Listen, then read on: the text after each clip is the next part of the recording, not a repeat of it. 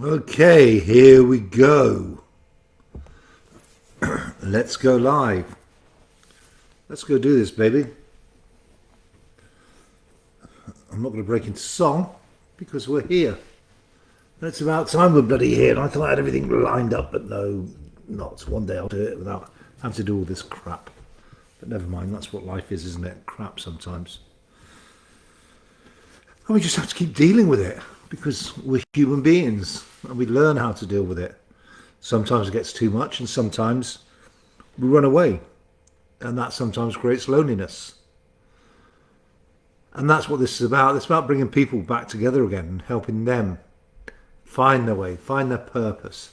Let them know that we do care about them. Let them know that it's here and we're here for them. Now, for those that have been following me for the last 5 days or so, you'll know that I'm reading from my book, Fearless, the diary of an 18-year-old at war in the Falklands. It's a true story. It's a true account of what life is like at war for a young 18-year-old. And when you're thrown in the thick of it, you really are in the thick of it. And so I'm just sharing the story. And if you want to sit in and listen, then please do. If you want to share this with your friends, if you want to share the link, then please do. I post as much as I can, but I've been told off for posting too much. I don't know whether that was a scam or what, but I've reset my password now to make sure that I'm not being infiltrated. It seems to be working. I mentioned a few groups when I logged that I'm going live. So let's see what happens. Okay. People have asked me, why aren't you putting the link in there, Kevin? Well, people aren't stupid. If people want to go and buy the book because they're enjoying what I'm reading, they'll go onto Amazon and they'll look for the book. The title's there. I mentioned the title a couple of times. Okay. It's also been reviewed as possibly the best book ever written about the Falklands War. And that was not by my mum. That was by a Dr. Colin R. Barron, who's a military historian as well. And that's what he wrote about this after reading it. So if you want to go and find it or share it, then please feel free to do so. Anyway, enough of that. I'm only going to do 15 minutes of reading today. I've already got 2 in. Thanks, Andrew. Yes, my loyal shower here. Thanks, Debbie. I will call you after this. Andrew, thank you, mate. I listened to what you were saying yesterday. I've been doing 30 minutes of it. While I enjoy reading, whilst I enjoy doing lives, whilst I enjoy doing recordings, I think perhaps it's a bit too long for some people. So, unless you're loyal, like my little brother there, and my new friend Debbie, okay, I do recognise that 30 minutes of my voice may be too much for you. For many, they love it and they make massive change happen when they come and see me. But that's not what we're here for. We're here to read and share Fearless, the diary of an 18-year-old at war in the Falklands. Yes, Andrew did say that. He has to take the credit for it. He doesn't like to be left behind in my shadow, although he did follow in my shadow for many years and steal all my records and a lot of my clothes that I left behind when I would come home on leave. He didn't steal them, he borrowed them, but then couldn't find them when I wanted them back. So, thanks, Debbie. And there you go, you see. He's starting again. 5 is a struggle for him. Let's not have a row in public, Andrew. We'll do this next time we see each other. Okay. Chapter 6, Fearless, a diary of an 18-year-old at war in the Falklands. Sloppiness. Sunday, the 25th of April. RG merchant ship sighted. First reported by me. No notice taken of it. It hung around about 7 miles from us. Sent a lynx off Antelope to investigate. Then sent Antelope to shadow. It soon disappeared. Also, great news. South Georgia regained by the SAS, SBS and booties. RG sub Santa Fe damaged in air attack. Now in our hands. Looks like it will be over before we get there. This incident really pissed me off big time. I was an excellent lookout and would often spot ships over the horizon before our radar operators got them on their screens. This was one such incident, and much has been made of it in the many books that have been written about the Falklands War. Here is Commodore Michael Clapp's version, on board HMS Fearless at the time, of events from Amphibious Assault Falkland Islands, The Battle of St. Carlos Water. An excellent book, it really is. On this day, the Argentine government-owned merchant ship Rio de la Plata was spotted off the north-west coast by the British administrator from his house. It turned out that she had been seen earlier off the northwest by Canberra. I dispatched a Sea King to investigate, followed by Antelope, who escorted the merchant ship to the southwest. Although unlikely, it was quite possible that she had launched some saboteurs, but more importantly, she would have assessed the size and structure of our amphibious group, and if she had been listening to radio transmissions, would have been able to collect some important intelligence. Let me put the record straight. I was now back on the watchkeeping rota and was doing the long morning 0200 to 0800. Off Ascension Island, this wasn't that bad, as it was warm and balmy through the early hours of the morning. The night was just moving into dawn. The dark ink blue sky was just starting to change into the clear blue of the day. The sun wasn't yet coming over the horizon, but the daylight was starting to break. Visibility was excellent, and the azure blue of the sea and ink blue sky was starting to merge. I was wandering round the signal decks and bridge wings when at about 0400 I saw something dark out on the horizon. It broke up the merging sky and sea as a slim, dark streak between them. I looked through my binoculars to see if I could get a clearer view. It was black smoke. I moved over to one of the internal intercom units, never taking my eyes off the horizon. Bridge, this port signal deck. Black smoke on the horizon, bearing red 110. Roger, signal deck. Keep an eye on it, came the response. I continued my wanderings and about 30 minutes later reported the superstructure. It was a bit hazy and just visible as it was coming over the horizon. I called it in again, this time asking to exchange IDs. Not yet, came the response. I'm assuming the officer of the watch had checked with the plot in the ops room to see if they had picked anything up. I don't think they had.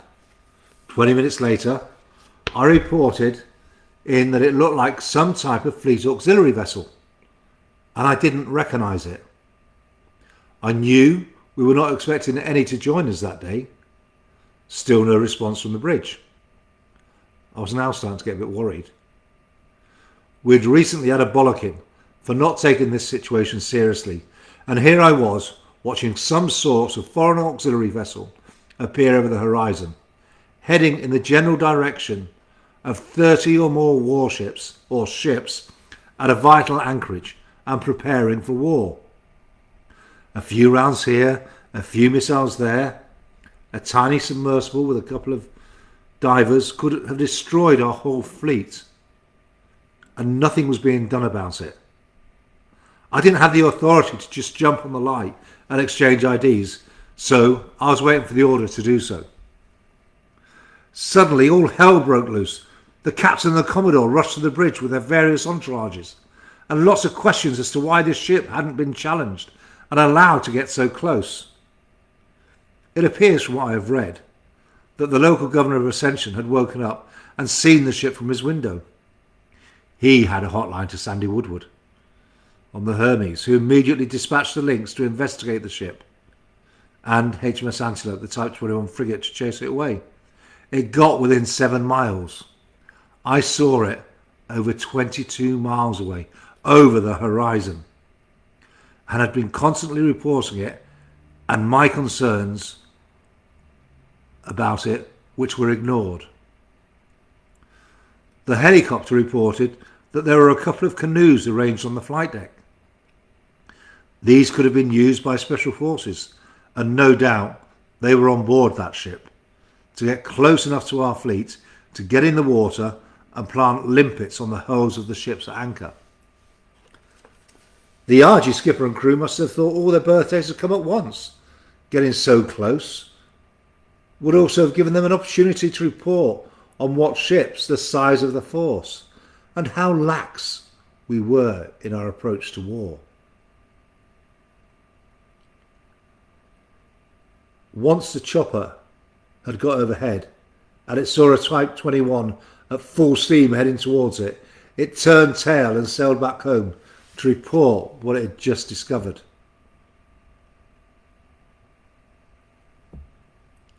I was bloody furious that all my reports had been ignored, and we had been put at such risk due to the laziness and incompetence of the officer of the watch.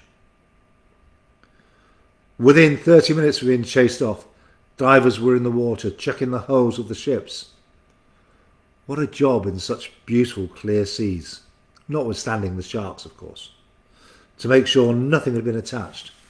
All ships had at least one ship's diver on board, and every ship was checked on, and on completion of that we started dropping flash charges into the sea to deter any divers that may have got off the Argentine ship.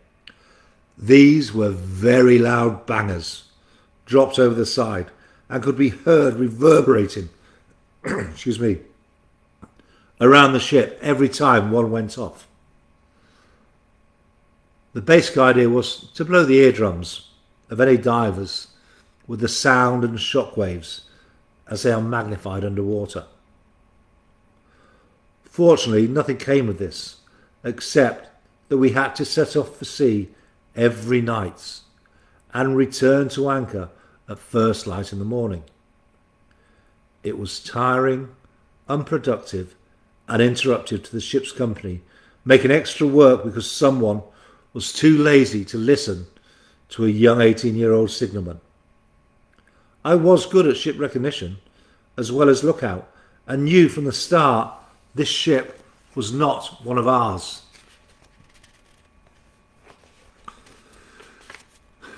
Read what you like into the dis above, but that is what happened. And that ship was spotted, reported several times, and tracked by me for hours before a third party had to intervene. I don't know if any other lookouts on the other ships had the same problem as me in getting believed, or if indeed they'd even seen it and reported it. The good news of the day, though, was that South Georgia had been recovered. South Georgia was the first island about 300 miles southeast of the Falkland Islands and a British dependency. It was recovered by the Special Air Service and Royal Marines with support of HMS Antrim's Wessex helicopters and HMS Yarmouth in support with her naval gunfire support. In those days, the SAS always knew best and had to find the hardest way to get onto the island. This entailed landing on a glacier against all the advice given by the senior service and making the way down it to get to the Argentine base. We lost 2 Wessex helicopters in this folly. Fortunately, no deaths. It turned out all right in the end, but what a waste of time and key pieces of equipment. I noted that it would all be over before we got there. I didn't really believe it, but there was no harm in hoping. Monday, 26th. Sonar contact at 0015 Zulu. Call to action stations. First real ones. Was crashed out. We immediately set off to sea for the night. Had action stations for 2¼ hours. Then had the morning. At first, thought it was a sub, but nothing happened. There were to be a lot of sonar and air contacts called during the whole period. Many turned out to be spurious or whales. Other sonar contacts were identified as probably Soviet submarines. The Russians were having a field day with all the British activity going on, as they hadn't seen such a force since the Second World War. It was an ideal opportunity for them to collect intelligence about the ships, their engines and their prop sounds, their signature. We also had Russian intelligence vessels hanging around. The air contacts were called, and often were just large seagulls. But again, we had Russian bears, long-range bombers, overflying and circling us, quite brazenly. There was nothing we could do about this, but we hoped they were not passing vital information to the Argentinians. How are we doing, folks? Everybody okay with this so far? Because we're now going to chapter 7. I think I'll do this one.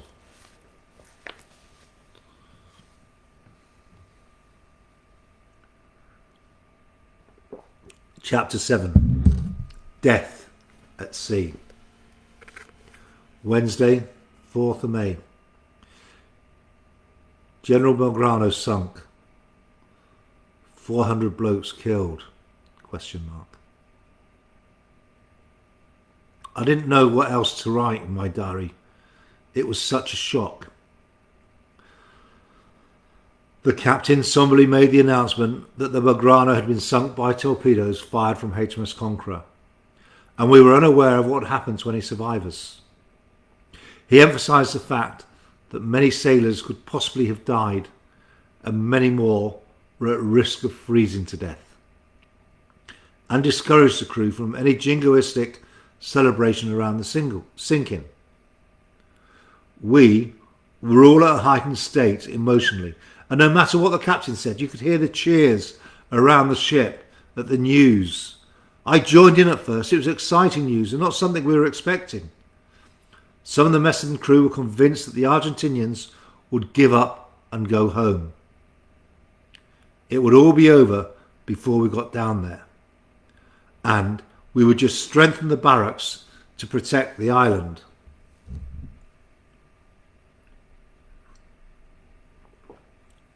I quickly felt very unnerved about the sinking. Not because it was wrong. As far as I was concerned, we were at war.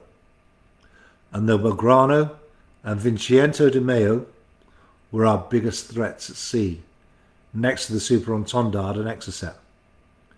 But because there were hundreds of men floating around somewhere in the South Atlantic, freezing to death, drowning or burning from the explosions, they were sailors like us, and no one wants to die this way. Two of my biggest fears have always been death by drowning or being burnt to death. I tried not to imagine how those poor blokes were feeling out there in the cruel sea, but I was unable to completely block out my feelings about it. Others were obviously thinking this as well, because the ship became very quiet for the next few hours. This could be us as we make our way down, or if we get attacked, what will happen to us should it happen? I think this is why I only wrote 6 words in my diary. It was a shock, very frightening and very real. This brought the reality home of what we were doing, and it scared me. The captain continued to keep us updated, almost hourly, with what was happening with the rescue operation. Through the night, we were receiving signal traffic about the incident from the Conqueror. And what really shocked and angered us the most was the fact that the Belgrano's escorts had run and abandoned these poor lads to die in freezing seas.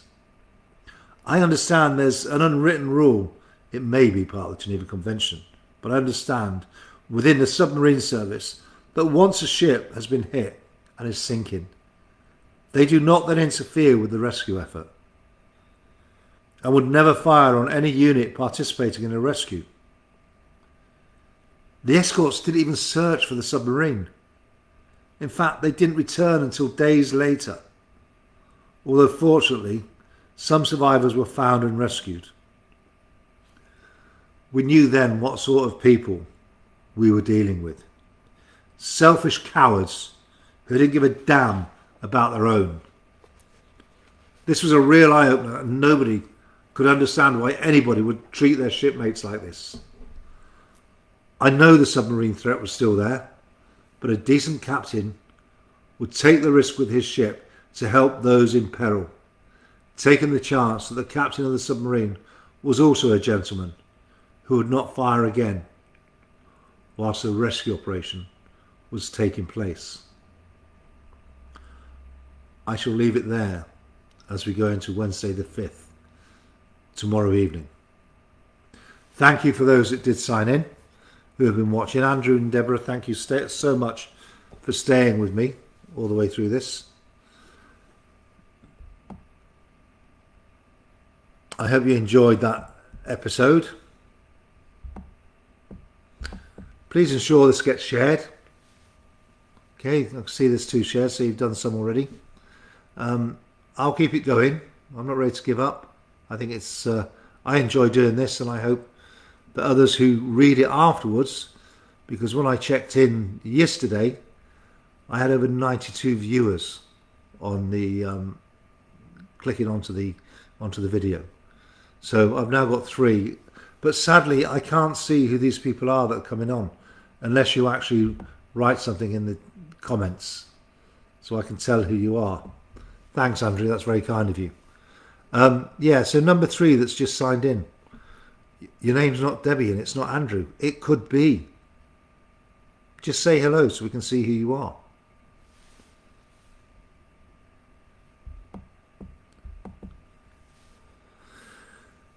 It's always good to hear from people. Ah, you've gone. Don't be shy. Anyway, I will leave it there. I've still got some work to do for the sales call on... thanks, Debbie, for the sales meeting on Thursday. So I've got to go away and do some coaching work now. I shall leave it at that. Yeah, probably, Andrew. Keeping an eye on us. Thank you very much, the pair of you. And keep sharing. And it will start picking up. Take care all. Talk soon. Bye.